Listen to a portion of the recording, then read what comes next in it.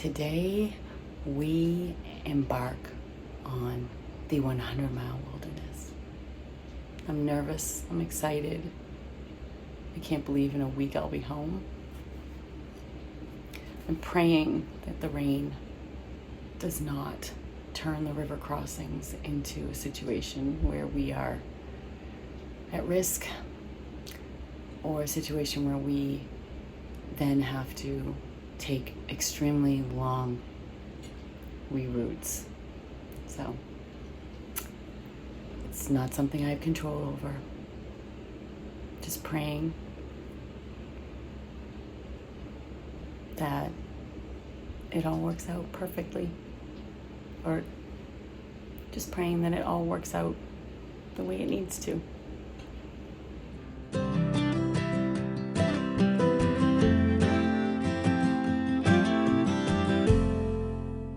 Good morning! Welcome to day 147. Oh, we're gonna have to do it again. Sorry. Oh, we're not doing it again, Captain. 147. Thank you. 147. We're hitting the 100-mile wilderness, people. Woo!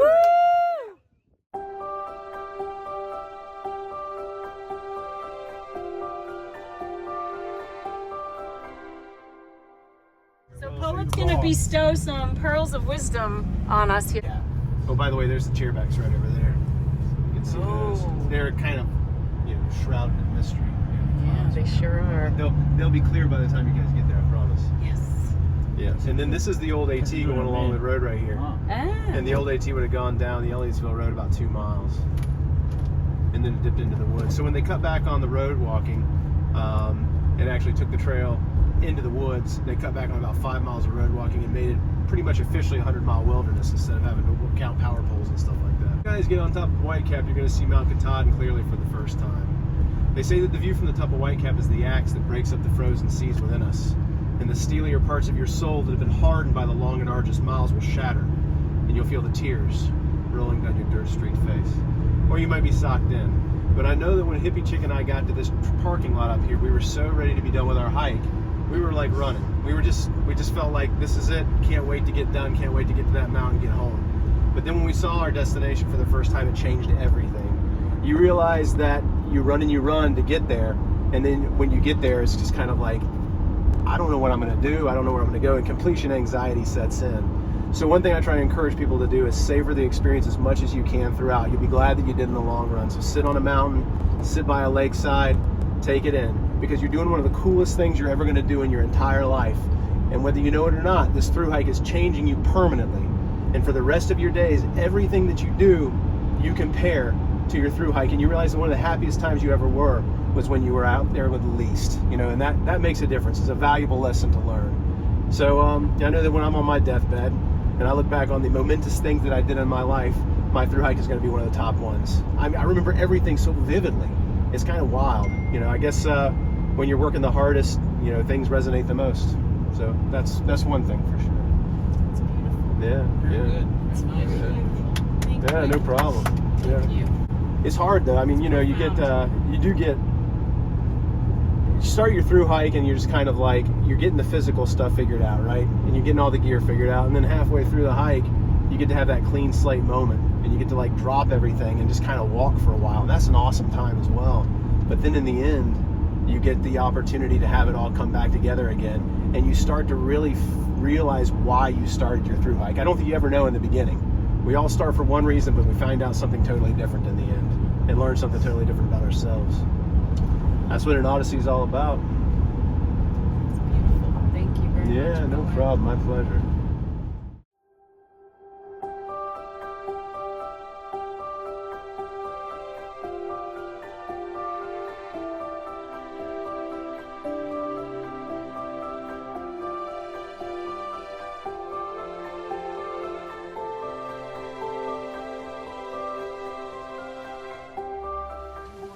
Starting the 100-mile wilderness in Maine today.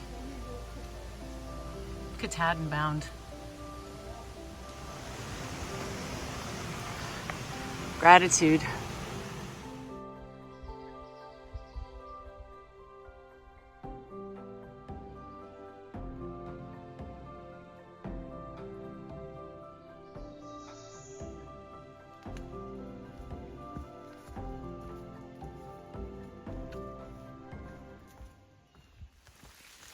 I guess this privy's been decommissioned. Holy moly. I'm not going any closer. Huh. So the rain has let up. It was pouring for about, I don't know, maybe 20 minutes or so. And now it's just sort of sprinkling.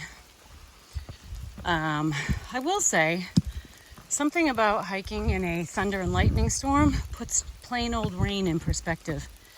It ain't so bad. Let's see if I say that in an hour or at the end of the day, right? Trail's been kind of rocky and rooty and muddy, so I didn't really film. It smells like Christmas trees in here. So pretty. All pine needle smell. So it's beautiful so far, the 100-mile wilderness. Walked by a couple ponds and past Lehman Brook Shelter, I think it's called. So can't remember where I'm going today. I gotta look. I have it written down. I'm not overly concerned about it. I think today is only 15 miles just because we had a late start. It's hard to do big miles on a day when you're coming from town because typically you don't get dropped off at the trailhead very early, so you end up, it's better to do a shorter day. First day out, not to mention your pack's heavier because of food. Another beautiful pond.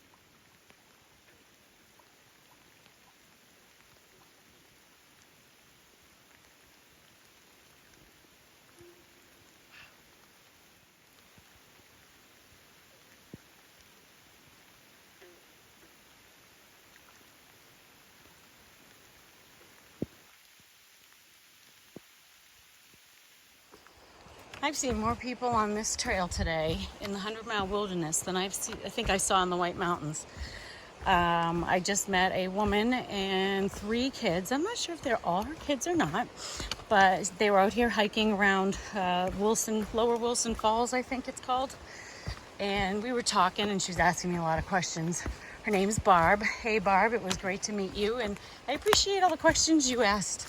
I think it's kind of cool when people are curious enough about a thru hiker and what they're doing and how they're doing stuff. I think it's awesome when you ask questions. So thank you for your questions, your thoughtful questions. And I know you said you're gonna check out my channel. If you do, I hope you like it. And thank you for watching. And like I said to you, good for you for getting outdoors on what's not a great day and getting some fresh air and getting out in the woods, because these woods are such a precious gift. So happy trails to you, Barb. Now I'm going down. So this is the next river crossing. I think I'm gonna wait for a cup of tea.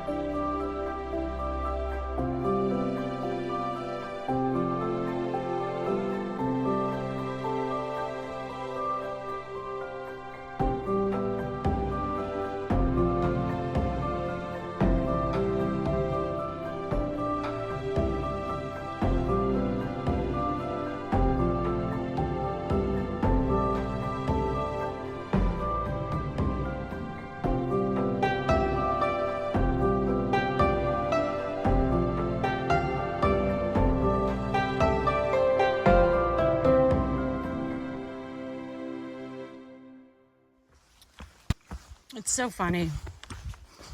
I was coming up to a shelter and I could hear all this yelling and commotion. As I get closer and closer, I can hear Captain Chaos and Stinger. So I walk over there. They're just all being silly, having fun.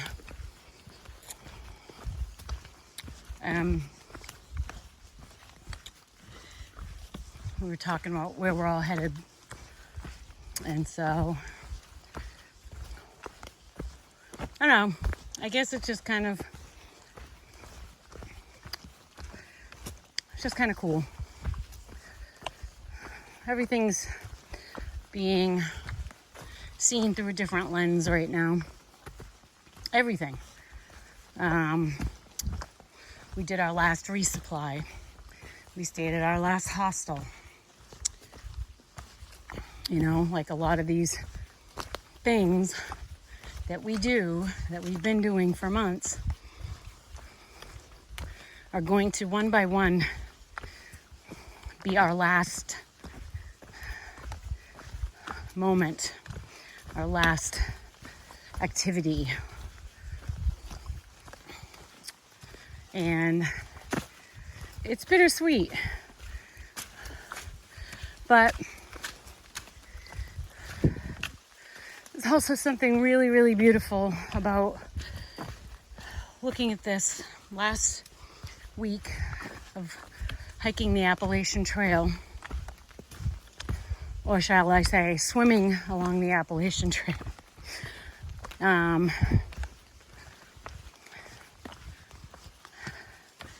It's like, okay, I can eat these stupid tortillas with peanut butter for one more week. I can eat Snickers bars, multiple Snickers bars a day for one more week. It's like all these things, I can do it now in my head for one more week. When you think about that, it's like, all right, what can I do? What can I not do for one more week? I don't know. Me and Cup of Tea were having lunch up on the Wilson Cliffs today. I said to her, still rather be here on a Monday than anywhere else. And, well, let me just rephrase that. I'd still rather be here on a Monday than sitting in an office. And so, in 2 weeks from today, God willing, I'm going to be sitting at home somewhere, thinking to myself, a week ago, I summited Katahdin. 2 weeks ago, I was entering the 100-mile wilderness. That's how things are going to start to be looked at. Instead of in front of me, they will be in a rearview mirror. Right, I need both of my hands or I'm going to fall in the mud. So our lovely smooth path has changed to this, which is very slippery, and we got to take our time with this. So, moving a little slower. This is just one of many areas where volunteers have come by and cleared the trail. Honestly, if I showed you every single one that I've gone through today, where people who volunteer to come in and keep this trail passable from blowdowns and have culverts to divert water off the trail, these people volunteer on their own time. And I just want to thank the Maine Appalachian Trail Club members for all the work that they've done on this trail. I mean, it's been really apparent in the 100-mile wilderness already, thus far, and it's much appreciated because those blowdowns can be so treacherous to navigate around, and you know, you can fall, you can impale yourself, you can any number of things. So thank you for taking time out of your lives to clear trails for other people. And hopefully you're clearing them for yourselves too, and you're getting out here and hiking as well. So, thank you.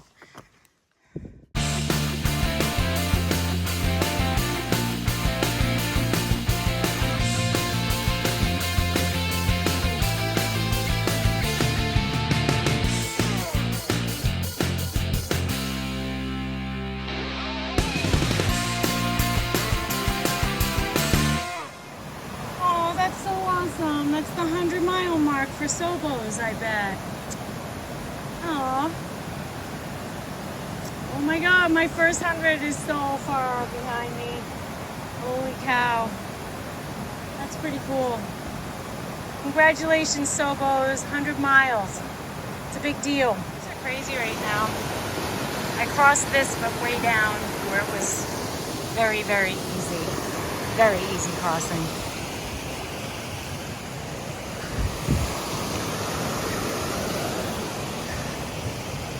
Hoping the weather will hold off rain for at least another day or two.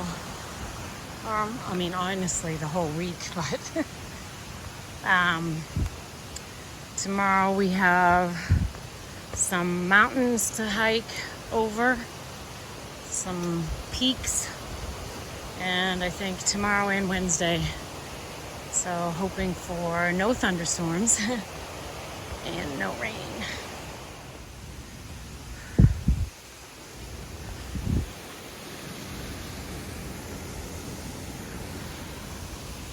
Beautiful in here.